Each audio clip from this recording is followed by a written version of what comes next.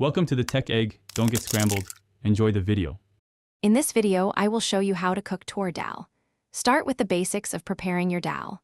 Rinsing 1 cup of tur dal under cold water is crucial to remove any dust or debris.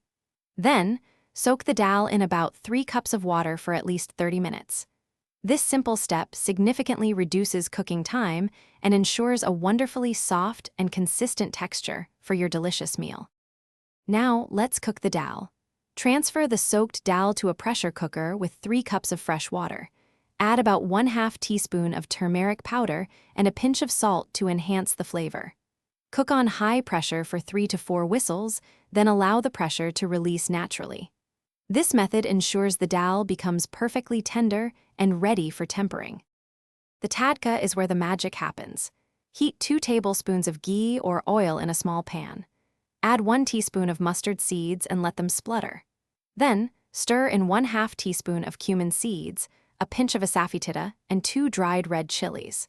Sauté 1/2 cup of finely chopped onion and 1 tablespoon of ginger garlic paste until they turn a beautiful golden brown, releasing their aromatic flavors.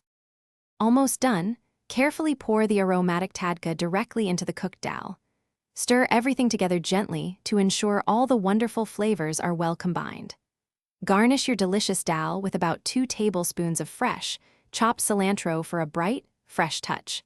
Serve this comforting dish hot with steamed rice or your favorite flatbread for a truly satisfying and wholesome meal. Thanks for watching. Consider subscribing if I helped unscramble your problems.